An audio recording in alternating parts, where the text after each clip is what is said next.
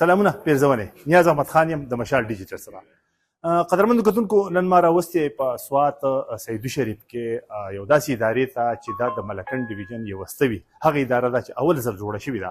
او په دې کې چې دی نو مشران هغه مشران چې په کورونو کې هغې چې دی نو دلته کې د هغې خصمانه کېږي او دا خصمانه چې دی نو ویډیا کېږي یعنې فری کېږي مفت کېږي او دلته کې د دې ځای یو مدني فعال دی محمد عالم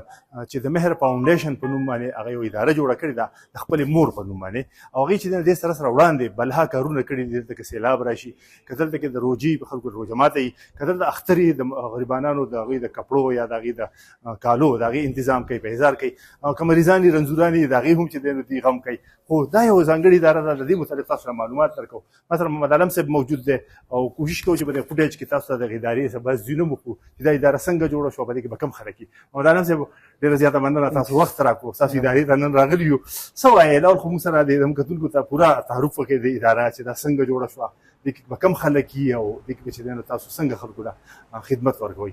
بسم الله الرحمن الرحیم ټول نه مخکې استاد ډېره مهرباني دا اصل کې زموږ یو ملګری دی په کانجو ټاونشپ کې د هغوی دا خواهش و چې یاره داسې یو اداره دي چې هغې کې کم د معاشرې مشران زنانه او نارینه داسې مشران او زنانه او نارینه چې د هغوی څوکي نه مطلب یا لاوارث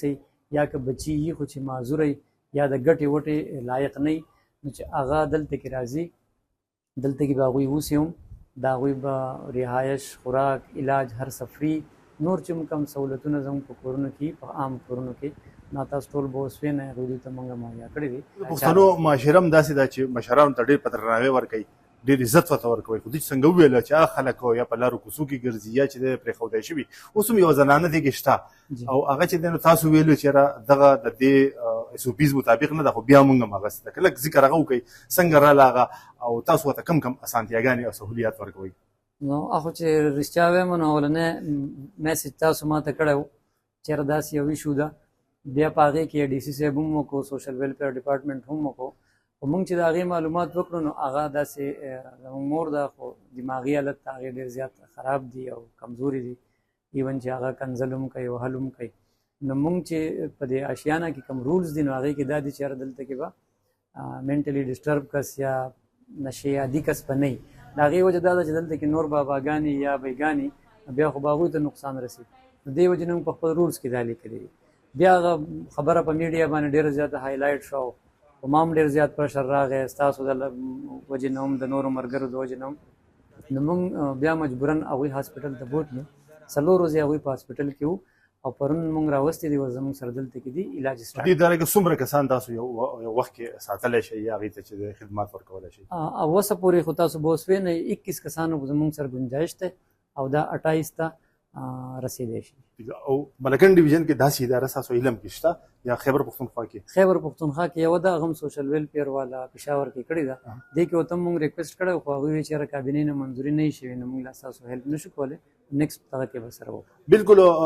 کتونکو دې مقصد هم دا دی چې یاره آشیانه یا د اوسېدو ځای هغې دوی جوړ کړی دی ویډیا هغه خلکو لپاره چې هغه مشران دي د هغې چې خصمانه څوک نشي کولی هغه غریبانان دي هغه بېوسه یا هغه خلک چې هغه خلکو خپلو مشرو بچو پرېښودي هغه ته نور ځینو ته دي ډېر کم داسې کیسونه دي خو بیا هم داسې ډېر شي خلک شته نو دغه محمد عالم صاحب وایي چې هغه خلکو دلته کې راتلی شي ویډیا بغیر څه دغه نه معاوضې نه بغیر څه فیس نه هو ورسره به قانوني تقاضې پوره کوي یعنې چې دوی ته په لیګل طریقه باندې هغه کسان حواله شي